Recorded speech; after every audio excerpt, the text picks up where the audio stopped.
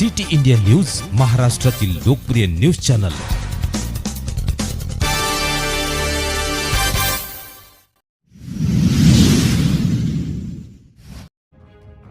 दहेगाव येथे छत्रपती शिवाजी महाराज यांच्या अर्धाकृती पुतळ्याचं अनावरण व जयंती उत्सव कार्यक्रम संपन्न।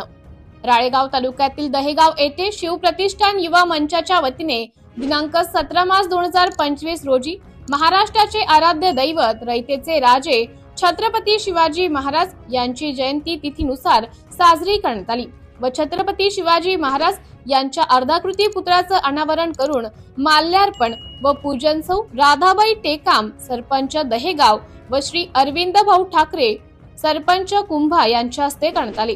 तसेच सर्व मावळ्यांनी जय शिवाजी जय भवानी अशा घोषणा दिल्या। सायंकाळी 6 वाजता शिवाजी चौकातून गावातील प्रमुख मार्गाने डीजे व ढोल ताशांच्या नादात नाचत गाजत मोठ्या उत्साहात भव्य रॅली काढण्यात आली। तसेच वडकी पोलीस स्टेशनचे ठाणेदार सुखदेव भोरखडे यांच्या मार्गदर्शनाखाली पोलीस बंदोबस्त चोख ठेवण्यात आला होता।